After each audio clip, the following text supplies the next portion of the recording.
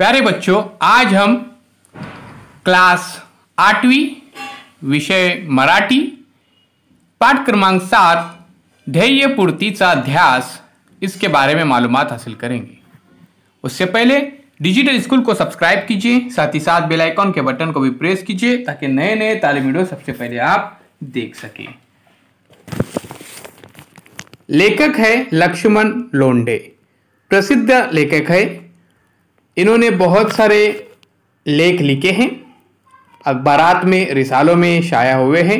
आइए जानते हैं इस टॉपिक के बारे में। आफ्रिकेच्या दक्षिणेकडील भागातल्या जंगलात राहणाऱ्या निरनिराळ्या आदिवासी जमातील एक लोककथा प्रचलित आहे। ती एकच कथा थोड्याफार फरकाने सगळीकडे सांगितली जाते। ती लोककथा त्या समाजाच्या जीवनाकडे राहण्याचा दृष्टिकोनावर चांगला प्रकाश टाकतो। आदिवासी जमातील एक 7-8 वर्षाचा मुलगा होता। त्याला एकदा तहान लागली, यानी उसको एक बार प्यास लगी थी।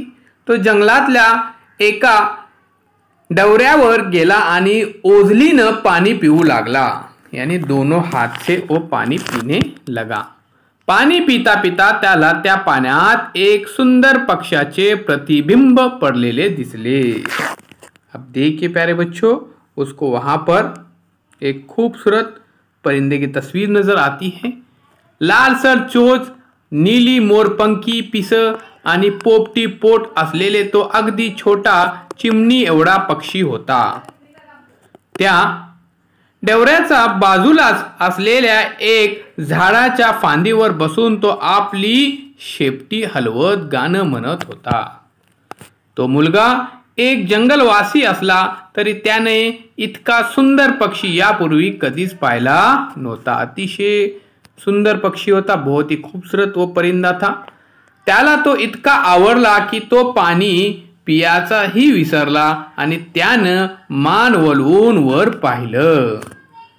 इस तरह से प्यारे बच्चों क्या करता है, वो ऊपर की तरफ देखने लगता है आणि नेमका त्याच वेळी तो पक्षी उत्तरेच्या दिशेने उडून गेला। मुलाला तो पक्षी पुन्हा पाहण्याची इच्छा होती। शक्य झाले तर त्याला तो पकडणार होता, त्याच्या मोरपंखी पिसांवरून अलगदपणे हात पसरणार। आता आपण पाहूया मुलांनो, तो पक्षी ह्याला पुन्हा भेटतो का नाही। त्याला गोजारणार होता। तो पक्षी ज्या दिशेने उडाला त्या दिशेने मुलानं चालायला सुरुवात केली। मुलाचं बालपण आणि तरुणाचा काल संपेपर्यंत तो त्याला ढूंढत शोधत होता। दरवेळी पुढील गावातले लोक त्या पक्षाला पाहिल्याचं सांगायचे।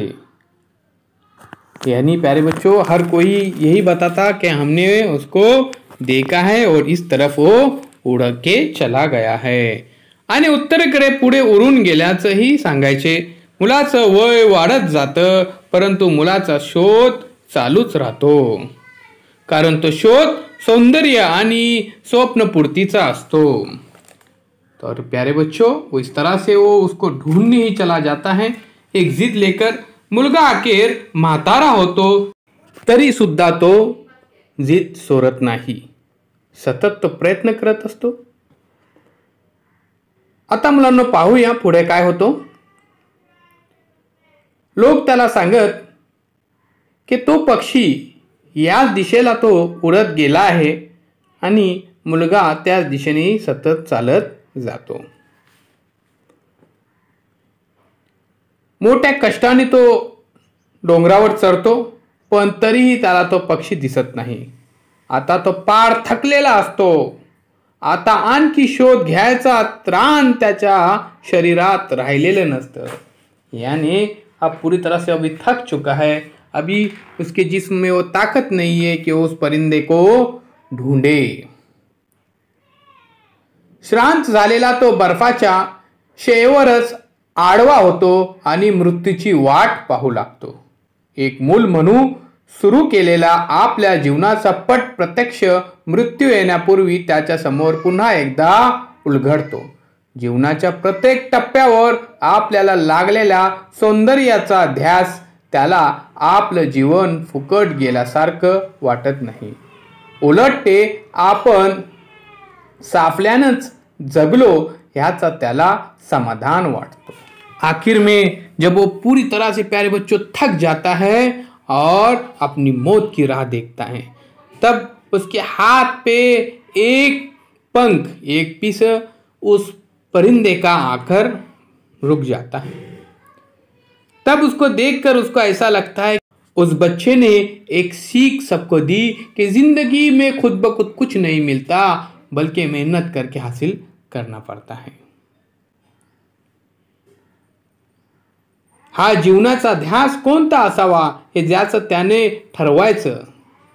कित्येकदा तो अपघातांना सापडतो. आपलं जीवन उचलून निघण्यासाठी फार मोठं ध्येय असला पाहिजे. आपल्या आजूबाजूच्या समाजातही अगदी छोटे छोटे ध्येय ठेवून जगणारी माणसं आढळतात. आपल्या जीवनाच्या केंद्रस्थानी आपण स्वतः फार कितीतरी लोक ध्यास देऊन सतत प्रयत्न करत असतात. प्यारे बच्चों, एक बहुत ही अच्छा टॉपिक था कि हमें उम्मीद कभी छोड़नी नहीं चाहिए. मुसलसल हमें काम करना चाहिए, मेहनत करना चाहिए. आइए प्यारे बच्चों, अब डिजिटल स्कूल को सब्सक्राइब करते हैं, साथ ही साथ बेल आइकॉन के बटन को भी प्रेस करते हैं ताकि नए नए तालीमी वीडियो सबसे पहले आप देख सकें. चैनल के प्लेलिस्ट में ज़रूर जाइए, वहाँ पर सभी विषयों के वीडियोस अपलोड किए गए हैं. अल्लाह हाफिज़. बहुत बहुत शुक्रिया आपका. मिलते एक नए वीडियो के साथ एक नई पेशकश.